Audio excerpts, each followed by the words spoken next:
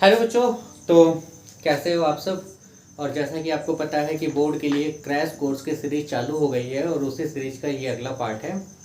आपको याद होगा, अगर पिछला क्लास याद है तो ठीक है, नहीं तो थोड़ा सा रिकेप करो जल्दी से। Gram molecular mass, gram atomic mass, Avogadro number, इन सारी चीज़ों के बारे में हम लोग डिस्कस कर चुके हैं। और मोल कॉन्सेप्ट में ज़्यादा थ्योरी नहीं है। मैंने पहले भी बताया था कि आपको क्या करना है, न्यूमेरिकल्स पे ज़्यादा फोकस करना है। अब इसके बाद जो बचेगा वो अपना न्यूमेरिकल ही बचेगा। लास्ट क्लास में मैंने 1-2 क्वेश्चन आपको प्रैक्टिस भी कराया था, पर अब जो हम लोग करेंगे वो बुक वाइज ही करेंगे। और ये जो न्यूमेरिकल है ये है अपना 5B का, बी का, ए का नहीं, ए का छूटा हुआ, उसको हम लोग बाद में करेंगे। ये है 5B का न्यूमेरिकल्स। है बहुत सारा, मतलब एग्जाम्पल्स का ही अभी करना है। एग्जाम्पल 19, मतलब अप्रॉक्स 19 क्वेश्चन है जो कि एग्जाम्पल्स में है। इसके अलावा एक्सरसाइज में भी कुछ है, ज़्यादा नहीं है, थोड़ा बहुत ही है। और इसके बाद है अपने पास में 5C, percentage composition empirical and molecular formula से रिलेटेड, जहाँ से सबसे ज़्यादा क्वेश्चन आपके बोर्ड में पूछा जाता है। तो ये याद रखो, थ्योरी का क्वेश्चन कम करना है, न्यूमेरिकल्स ज़्यादा करना है। तो हम लोग 5B के एग्जाम्पल पे चलते हैं। चलिए ध्यान से देखिएगा एग्जाम्पल, और ये है अपना 5B का। तो एग्जाम्पल नंबर 1 क्या बोला गया वो देखो। अगेन मैं बता रहा हूँ, क्वेश्चन मैं बोर्ड पे नहीं लिखूंगा, आप किताब अपने पास खोल के रख लो, किताब से क्वेश्चन पढ़ लेना। मैं क्वेश्चन बोल दे रहा हूँ और सीधा सॉल्यूशन आपको बता दे रहा हूँ, समझा दे रहा हूँ। देखो बताया गया है कैलकुलेट द मॉलिक्यूलर मास या मॉलिक्यूलर वेट। अच्छा, आपसे क्या बोला गया याद रखिएगा, मॉलिक्यूलर मास बोला गया है। मास बोला जाए या वेट बोला जाए, बात क्या है, बराबर है। लाइट थोड़ा प्रॉब्लम है, थोड़ा मैनेज कर लो। देखिए मॉलिक्यूलर मास का मतलब कोई मॉलिक्यूल है उसके मास को बताना है। जैसे कि पहला नंबर आपको दे रखा है, देखो पहला नंबर आपको दे रखा है CuSO4.5H2O। इस पूरे का मास कितना होगा। अच्छा बच्चों ये बहुत आसान है, ये हम बताएंगे नहीं, आप खुद से करना। मैंने पहले भी बताया हुआ था 1 से 20 तक आपको एटॉमिक नंबर, मास नंबर याद रखना है। कुछ कुछ सेलेक्टिव भी है, जैसे कि 20 के बाद में अप्रोक्स अगर 30 तक कर लिए तब तो बहुत अच्छा है। 30 के बाद में भी, जैसे कि आपके पास कॉपर आ रहा है, तो कॉपर का जो मास आपके पास में निकल के आता है वो अराउंड निकल के आता 64 निकल के आता है। 33 मतलब 63.5 होता है एक कॉपर का। सल्फर का पता होगा 32 होता है, प्लस 4 ऑक्सीजन है, एक ऑक्सीजन का आपके पास में 16 होता है, प्लस ये 5 है। अब ध्यान से सुनो, यहाँ पे ये 5 है तो 5 बाहर रखो, यहाँ कर लो ब्रैकेट में। तो हाइड्रोजन का कितना हो गया, एक होता है, 2 है इसलिए 2, प्लस कितना हो गया 16 हो गया। यहाँ तक कोई दिक्कत नहीं है।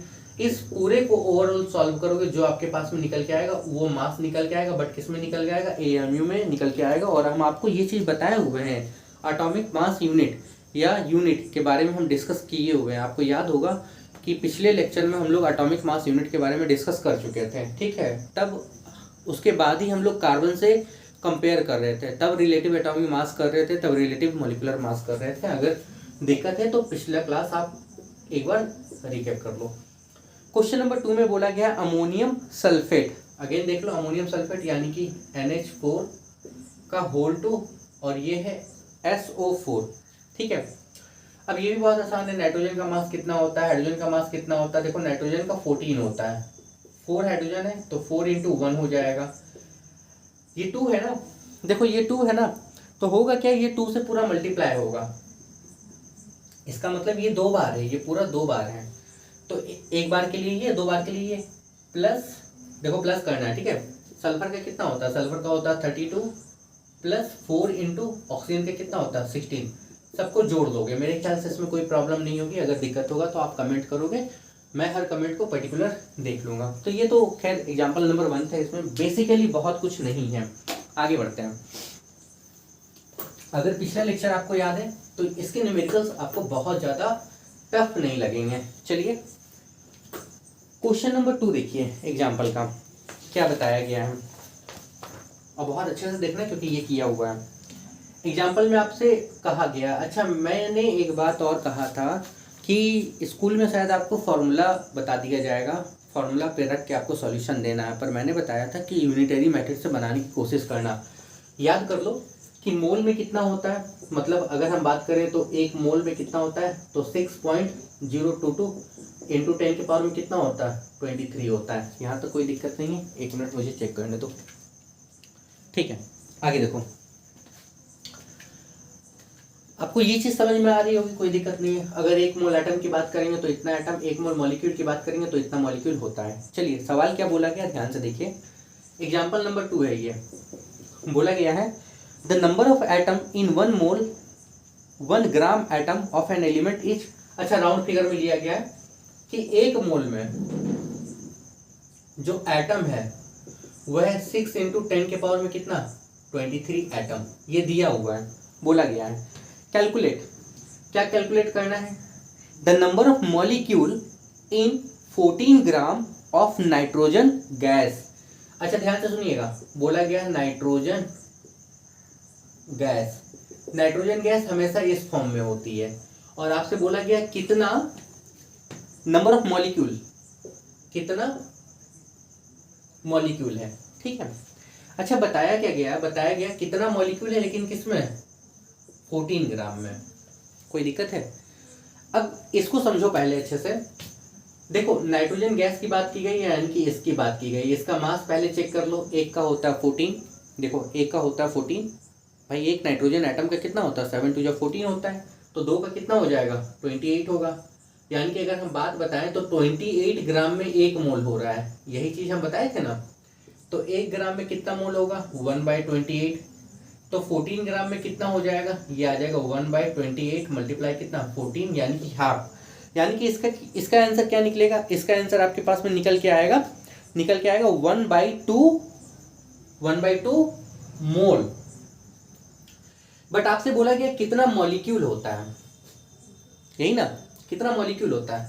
ये बताओ कि 1 मोल में, अगर हम बताएं 1 मोल में, देखो इतना मोल, अच्छा ये गैस है तो इतना मोल क्या होगा, मॉलिक्यूल ही तो होगा ना। तो ये बताओ कि 1 मोल मॉलिक्यूल में, याद होगा 1 मोल एटम बराबर इतना एटम, 1 मोल मॉलिक्यूल बराबर इतना मॉलिक्यूल। यहाँ पे बोला गया 1 मोल आपको इतना पकड़ना, राउंड फिगर में पकड़ना, तो 6 इंटू 10 के पावर में कितना, 23 मॉलिक्यूल होगा, यही ना। देखो एटम पकड़ते तब एटम लेते, क्योंकि यहाँ मॉलिक्यूल पकड़ोगे तो यहाँ मॉलिक्यूल लोगे, यहाँ गधा पकड़ोगे तो यहाँ गधा लोगे। ये चीज़ समझ में आ रही है बहुत अच्छे से। तो ये बताओ 1 मोल मॉलिक्यूल में इतना मॉलिक्यूल होता है, तो हाफ में कितना हो जाएगा, इसका हाफ हो जाएगा ना भाई, मल्टीप्लाई कर लो ना। यहाँ पे क्या होगा, 6 इंटू 10 के पावर में कितना, 23, यानी कि 3 इंटू 10 के पावर में कितना आ जाएगा, 23, ये आ जाएगा मॉलिक्यूल। आई होप क्लियर है, कोई दिक्कत नहीं है, ठीक है। सेकंड नंबर में बोला गया the total number of atom in 18 gram of water. अब इसको समझो, देखो ध्यान से सुनना, टोटल नंबर ऑफ एटम, ये वाटर है, इसमें टोटल एटम बताओ, टोटल एटम कितना होगा। लेकिन बोला गया कितना, 18 ग्राम वाटर में, ठीक है। मतलब तुम अलग अलग निकाल लो, ये सवाल हम लोग पहले भी कर चुके हैं, याद आ रहा होगा तो ठीक है, नहीं तो कोई बात नहीं है। देखो वाटर की बात करते हैं पहले, ये देखो वाटर का कितना हो गया, 2 इंटू 1 हाइड्रोजन का प्लस ऑक्सीजन का कितना हो गया, 16, यानी कि 16 इंटू कितना हो गया, 18 ग्राम। भाई पानी का 18 ग्राम। अब 18 ग्राम बोला भी गया क्वेश्चन में, तो 18 ग्राम में कितना होता है, 18 ग्राम में होता है 1 मोल। 1 मोल क्या, मॉलिक्यूल। 1 मोल मॉलिक्यूल में कितना मॉलिक्यूल होता है, ये बताओ तो। 1 मोल का मतलब कितना, 1 मोल का मतलब इतना, यानी कि 6 इंटू 10 के पावर में कितना, 23 मॉलिक्यूल, यही ना। अब पानी के 1 मॉलिक्यूल में है कितना एटम, मतलब अगर हम H2O की बात करें तो इसमें कितना एटम है जरा बताओ तो। 1 ऑक्सीजन का, 2 हाइड्रोजन का, यानी कि यहाँ पे कितना एटम है, 3 एटम। मतलब 1 मॉलिक्यूल में 3 एटम है। एक्चुअली कितना मॉलिक्यूल है, इतना मॉलिक्यूल है, तो कितना एटम होगा, इसको 3 से क्या करना, मल्टीप्लाई कर लो। टोटल एटम की बात की गई है ना क्वेश्चन में, तो इतना एटम होगा, यानी कि 18। और अल्टीमेट आंसर भी आपको वही दिया हुआ, 18 इंटू 10 के पावर में कितना, 23 एटम। आपको याद आ रहा होगा, थोड़ा लंबा गैप हो गया है, वजह था फेस्टिवल, आपको भी पता है, पर अब ऐसा गैप नहीं होगा, आप चिंता नहीं करो, ये चीज़ आपको समझ में आ रही होगी। इसलिए न्यूमेरिकल्स को हम लोग 2-3 पार्ट में करेंगे, तो टेंशन नहीं लेना है, ठीक है। आगे सुनो क्या बोला गया। तीसरा बोला गया the number of chloride ion.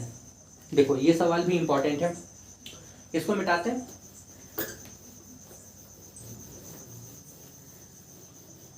बात करते हैं, देखो सॉल्यूशन आपकी बुक में है, ठीक है, सॉल्यूशन है आपके बुक में, एग्जांपल्स का चल रहा है ना।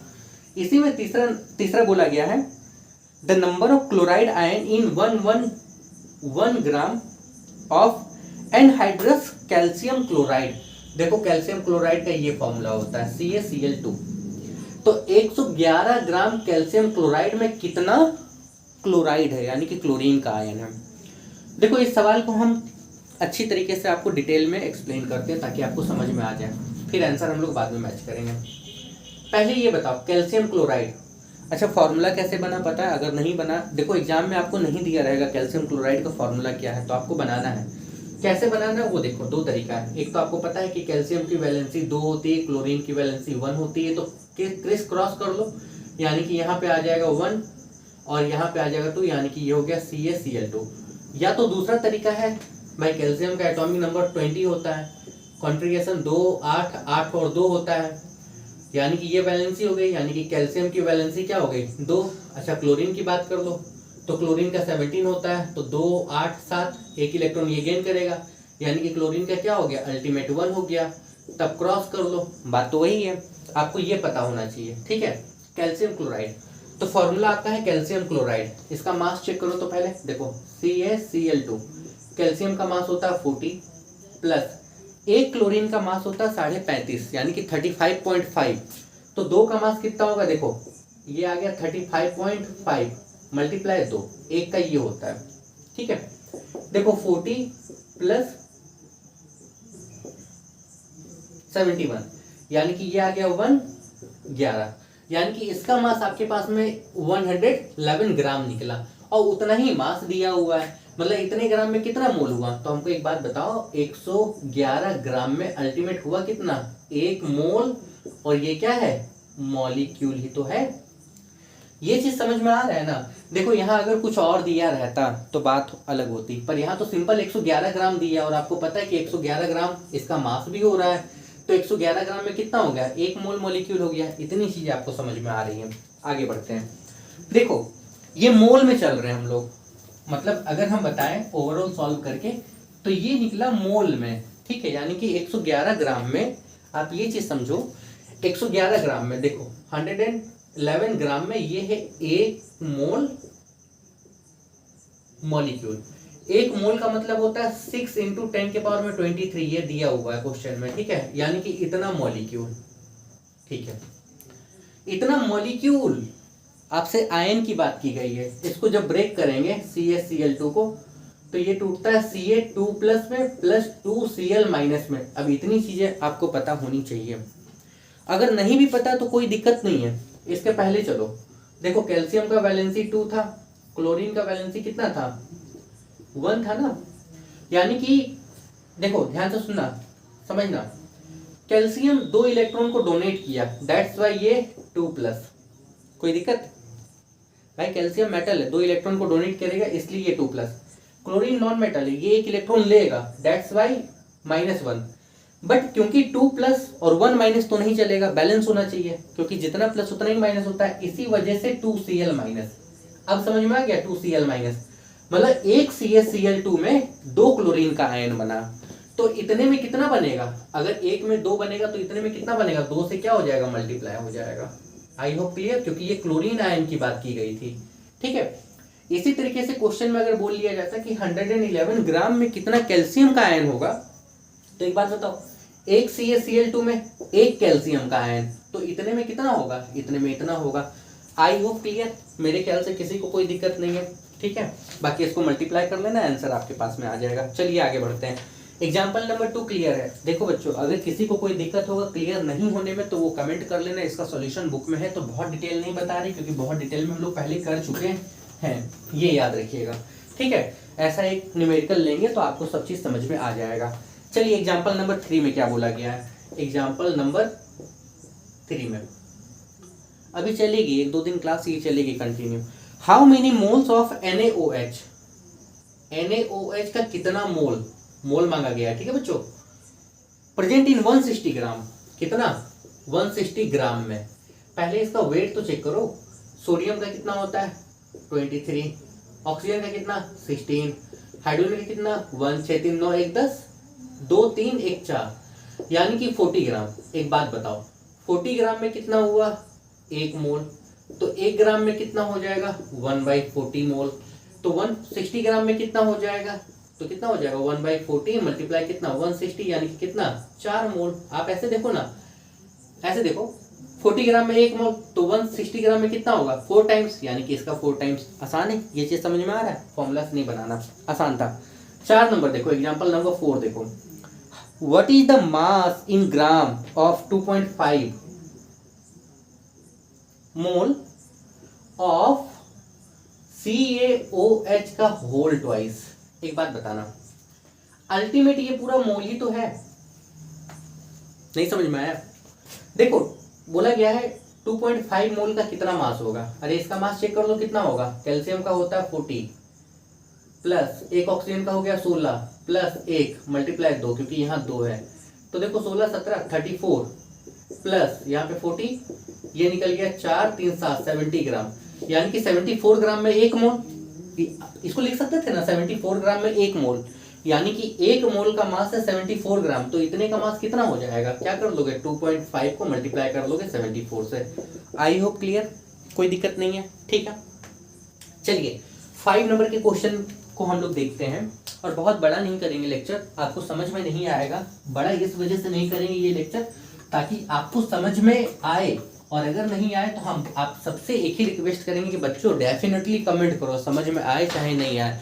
अगर समझ में आ रहा तो कमेंट करो, मैं समझ जाऊंगा कि मुझको इससे ज़्यादा आसान करना है कि नहीं करना, और अगर समझ में आ जाए तो भी कमेंट करो ताकि मैं रिलैक्स हो जाऊं कि हाँ आपको समझ में आ गया, क्योंकि अल्टीमेट ये पूरा सीरीज आपके समझने के ऊपर ही डिपेंड कर रहा है। देखो 5 नंबर देखो क्या बोला गया है calculate the mass of 1 atom of oxygen. ठीक है, पहला नंबर मास निकालो ऑफ 1 एटम ऑफ ऑक्सीजन। देखो ऑक्सीजन की बात की गई है, गैस की बात नहीं की गई है। दूसरा 1 मॉलिक्यूल ऑफ ऑक्सीजन, ठीक है, यहां पे बोला गया 1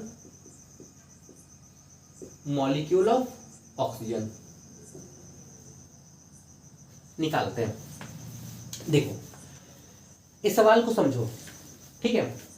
बोला गया है आपको मास बताना, मास ऑफ 1 एटम, और यहां भी बोला गया मास ऑफ 1 मॉलिक्यूल, एक एटम का मास।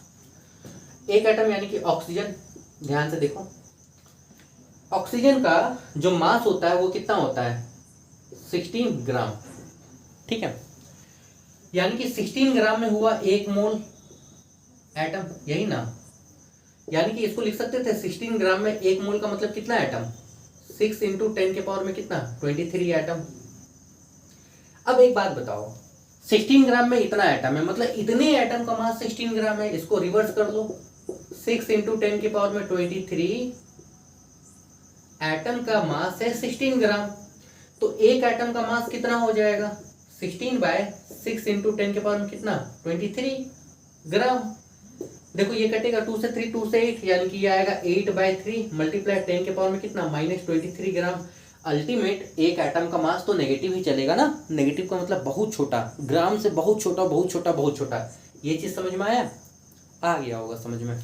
रिवर्स किए हैं इसलिए हम आपको बताएं कि इसके न्यूमेरिकल्स आसान रहते हैं, बस आप कितना दिमाग लगा सकते हो ये डिपेंड करता है।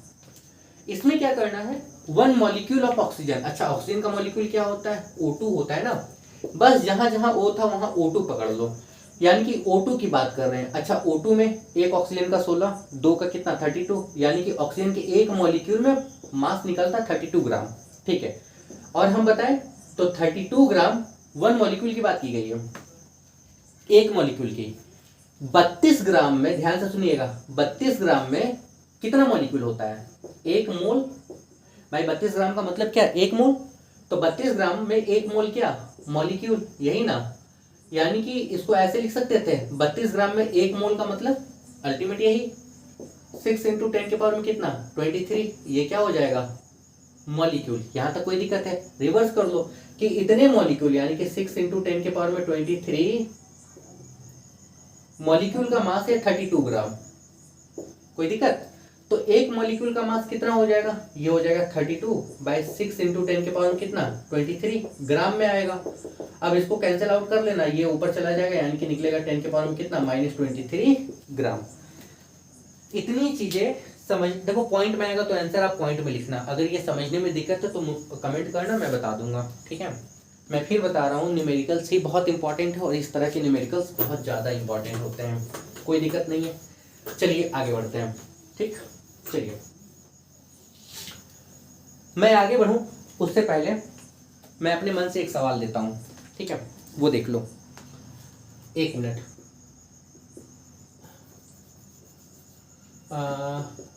NaOH इसका होता है 23, इसका होता है 16, इसका होता है 1, यानी कि 23, 24, 16 प्लस 1, 24 और 16, ये आपके पास में 24 प्लस 16, 6 4 10, 2 3 1 4 40। चलो ठीक है, सवाल मेरे पास ये है पहला अपने मन से, how many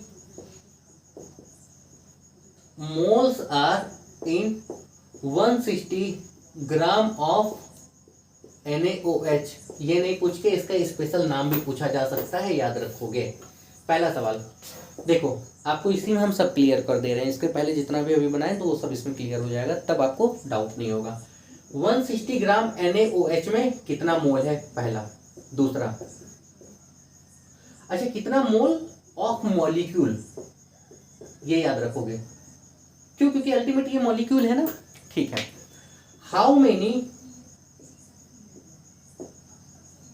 atoms of sodium are in 160 gram of NaOH। ठीक है, तीसरा, हाउ मेनी एटम्स ऑफ, यहां पे OH ले लेते हैं, आर इन OH ले लो या ऑक्सीजन ही पकड़ लो, 160 ग्राम ऑफ NaOH। इसी तरीके से हाइड्रोजन का भी निकल जाएगा, तो हाइड्रोजन वाला निकाल लेना। यहां पे देखो अगला सवाल है, हाउ मेनी एटम्स, नहीं आयंस ले लेते हैं, आयंस ऑफ Na, इसमें क्या कौन सा आयन बनेगा बताओ तो, Na plus plus OH minus, यही आयन बनेगा। तो यहां सवाल है, how many ions of Na plus and OH minus in 160 gram of NaOH। Pause करके पहले ट्राई कर दो, बनता है तो समझ गए, नहीं बनता तो यहां देख लो। ठीक है बच्चों, ये चारों सवाल एक ही जैसा है, इसमें टेंशन नहीं लेना। सवाल में केवल ये देखो दिया क्या है, NaOH दिया हुआ है। ठीक है, जो दिया है इसका मास आप निकालो। सोडियम का कितना होता है 23, ऑक्सीजन का कितना होता है 16, इसका 1, अल्टीमेट कितना निकला 40 ग्राम। अब ये देखो उसका मास कितना दिया है 160। अब आपको पता है 40 ग्राम में होता है 1 मोल मॉलिक्यूल।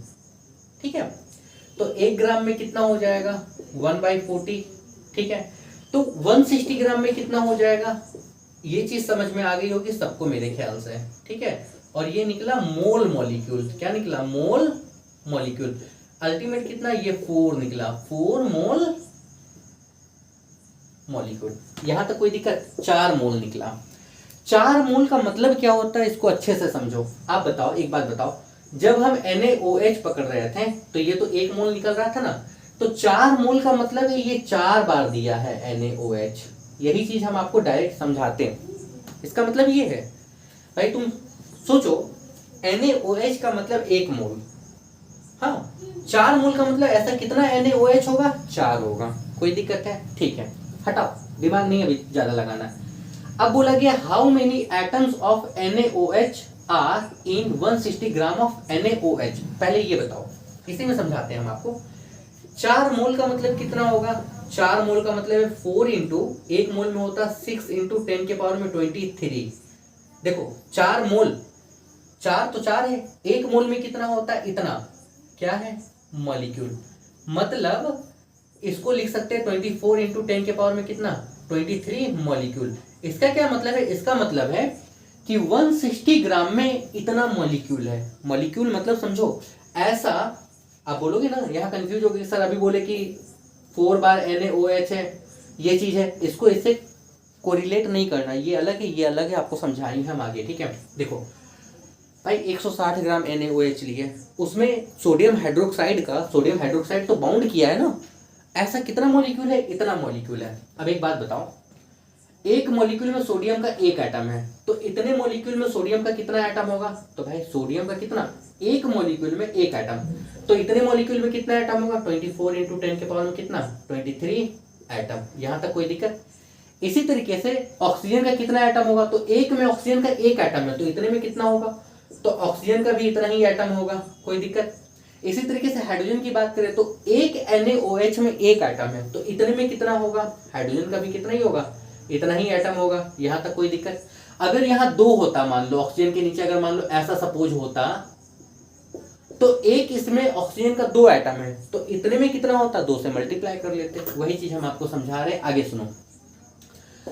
अब आयंस आपको निकालना है, तो एक बात बताओ, एक मॉलिक्यूल में जब इसको तोड़ेंगे तो सोडियम का एक आयन मिलता है, तो इतने में कितना मिलेगा भैया, एक में जब एक मिलता है तो इतने में कितना मिलेगा, इतने में सोडियम का कितना मिलेगा, इतना ही तो मिलेगा, यानी कि 24 मल्टीप्लाई 10 के पावर में कितना, 23 मॉलिक्यूल। देखो हम लोगों ने 5 न्यूमेरिकल किया है, जिसमें से ये मैंने अपने मन से बताया है। आप ये पांचों पहले देखो, कोई डाउट होगा मुझे कमेंट करो, उसके बाद मैं आगे बताता हूँ, ठीक है। उससे पहले एक चीज मैं बता देता हूँ, उसको बहुत अच्छी तरीके से देखो। आपको याद होगा जब मैं मोल कॉन्सेप्ट बता रहा था तो उस समय मैंने एक चीज आपको बताई थी। क्या बताई थी, एक सवाल मैंने पूछा था, आई थिंक मुझे याद है, वो ये पूछा था कि ऑक्सीजन का 2 और 3 ये बताओ यहाँ कितना मॉलिक्यूल है, कितना एटम है। तो मैंने बताया था जो आगे वाला है ये मॉलिक्यूल को रिप्रेजेंट करता है, यानी कि यहाँ पे 3 मॉलिक्यूल है। अगर ऐसा ऐसा हो तो यहाँ पे 3 × 2 यानी कि 6 यहाँ पे क्या है, एटम है, यही ना। अच्छा ये चीज कब आप इसको मॉलिक्यूल और एटम बोलोगे, ये याद रखना, जब इसका मास ANU में हो। अगर इसका मास हम ग्राम में रिप्रेजेंट करने लगे, जो कि आप देख रहे हो अभी ग्राम में, उस समय ये आगे वाला बन जाएगा मोल। याद रखना, अगर ऐसा ऐसा फॉर्म है तो आगे वाला बन जाएगा मोल, मॉलिक्यूल। और इन दोनों का जो प्रोडक्ट है, जैसे यहाँ 3 मोल मॉलिक्यूल है, आप ऐसे देख सकते हो ना, 3 मॉलिक्यूल नहीं है। ऑर्डिनरी लैंग्वेज में हम लोग बोलते हैं 3 मॉलिक्यूल, एक्चुअली ये 3 मॉलिक्यूल नहीं है, ये 3 मोल मॉलिक्यूल है, ठीक है। और इन दोनों का जो प्रोडक्ट है 3 × 2 ये बन जाएगा मोल एटम। यही चीज हम आपको समझा रहे हैं। अब इस पे आओ, कंफ्यूज हो गए होगे मुझे पता है, तो इसको दूर करते हैं, ठीक है। जैसा कि मैंने अभी आपको सवाल बताया, ध्यान से सुनो।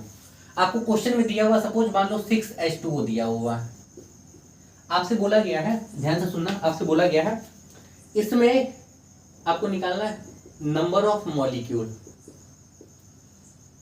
ठीक है, नंबर ऑफ मॉलिक्यूल निकालो। इसमें निकालना है मोल ऑफ वाटर, वाटर का कितना मोल है, ठीक है। इसमें आपको निकालना है number of atom of water, नहीं, number of atom of oxygen and hydrogen. अब आपको बहुत अच्छे से समझ में आ जाएगा। देखो एक ऑर्डिनरी लैंग्वेज में हम ये बोलते हैं कि ये वाटर है, वाटर का ये आगे 6 है तो 6 मॉलिक्यूल है। कैसे, तो देखो वाटर है H2O H2O H2O H2O H2O और H2O, 6 बार है तो 6 मॉलिक्यूल है। जी हाँ, ये 6 मॉलिक्यूल है।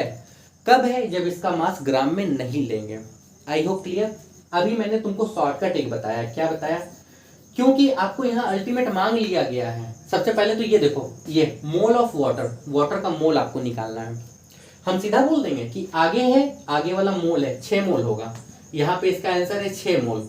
हम सीधा बोल रहे हैं, कैसे वो सुनो। देखो वाटर पकड़ो, पहले वाटर का होता है 18 ग्राम, कोई दिक्कत। 18 ग्राम का मतलब है 1 मोल, ठीक है। 18 ग्राम का क्या मतलब है, 1 मोल। अच्छा 1 मोल किसका, वाटर का, भाई पानी का ही तो 1 मोल है, कोई दिक्कत, कोई दिक्कत। यानी कि H2O की जगह पे 18 ग्राम लिख सकते थे, 18 ग्राम का मतलब 1 मोल लिख सकते थे।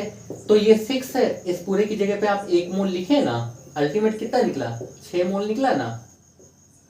ऐसे निकालो या मास में निकालो कि 18 ग्राम में 1 मोल है, तो इस पूरे का मास कितना हो जाएगा, 6 × 18, भाई अल्टीमेट वही निकलेगा। 6 × 18 की जगह पे क्या हो गया, 1 मोल हो गया, यानी कि 6 मोल आ रहा है इसमें। कोई दिक्कत, समझ रहे होगे, ठीक है। सुनो मेरी बात, तो हम बताएं 1 मोल वाटर, मोल ऑफ वाटर कितना हो गया 6, यानी कि यहाँ पे कितना निकला, ये निकला 6 मोल वाटर। पानी का कितना मोल है, 6, ये मोल है। अच्छा नंबर ऑफ मॉलिक्यूल बताओ, 1 मोल में कितना मॉलिक्यूल होता है, 6 × 10 के पावर में 23 मॉलिक्यूल होता है, कोई दिक्कत? 1 मोल में। तो 6 मोल में कितना हो जाएगा भाई? 6 मोल में कितना हो जाएगा? हम इस पूरे की बात किए थे ना, तो 6 मोल में कितना हो जाएगा? 1 मोल में इतना, तो 6 मोल में कितना हो जाएगा? 6 इंटू 10 के पावर में कितना? 23, यानी कि 36 इंटू 10 के पावर में कितना? 23 मॉलिक्यूल। कोई दिक्कत? अच्छा, number of atom of oxygen बताओ, ध्यान से सुनना। 1 मोल में, 1 मोल में या 1 मॉलिक्यूल में भाई नंबर ऑफ एटम की बात की है ना, वो H2O पकड़ो, तो H2O में ऑक्सीजन कितना है? कितना ऑक्सीजन है? 1 है।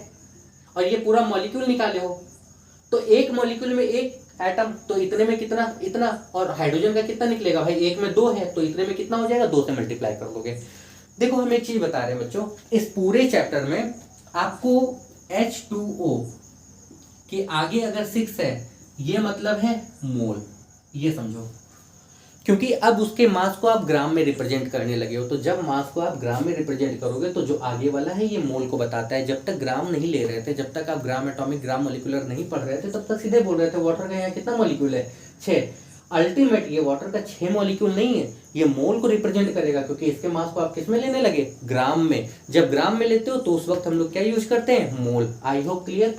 अगर क्लियर नहीं है तो कमेंट करना, अगली क्लास में हम यहीं पे छोड़ रहे हैं, क्योंकि हम चाहते हैं कि आपका क्लियर हो जाए, बिना समझे पार ना हो जाए, ये याद रखो। अगर नहीं समझ में आता तो ये लेक्चर, इसके पहले वाला जो 1 घंटे का लेक्चर है, ये दोनों देख लोगे। इसके बाद नहीं समझ में आता तो मुझे कमेंट करना, मैं आगे क्या करूँगा डिटेल में बताऊँगा, क्योंकि इसके बाद जो न्यूमेरिकल्स है वो और दिमाग लगाना होगा आपको, थोड़ा थोड़ा याद वही रखना है। क्या याद रखना है? एटम के मास को ग्राम में रिप्रेजेंट किए, ग्राम एटॉमिक, मॉलिक्यूल के मास को ग्राम में रिप्रेजेंट किए, ग्राम मॉलिक्यूलर मास हो गया। याद रखोगे जितना उसका मास है, या एग्जाम्पल मतलब सोडियम पकड़े तो इसको 1 मोल बोलो, अल्टीमेट इसका मास कितना है? 23 ग्राम ना, तो 23 ग्राम में कितना हुआ? 1 मोल हुआ ना, लेकिन एटम है। जैसे कैल्शियम की बात करेंगे तो ये 1 मोल है, एटम लोगे। अब हम H2 की बात करेंगे तो ये 1 मोल है, मॉलिक्यूल लोगे। क्यों? क्योंकि H2 यानी कि 2 ग्राम, तो 2 ग्राम में क्या आ रहा है भाई? जितना मास था उसका उतना ही तो मोल था ना, बस एटम है तो मोल एटम, और अगर मॉलिक्यूल होता तो मोल मॉलिक्यूल हो जाता। आई होप क्लियर। अब 1 मोल का मतलब आपको पता है कितना है, आई होप क्लियर है। अगर इसमें कोई दिक्कत हो, किसी भी तरह की दिक्कत हो, तो डेफिनेटली कमेंट करो। अगर कमेंट करने से डरोगे तो एक चीज ये याद रखना, आप समझ नहीं पाओगे, ठीक है? तो मिलते हैं आपसे अगली क्लास में, बट इसको एक बार अच्छे से देख लेना।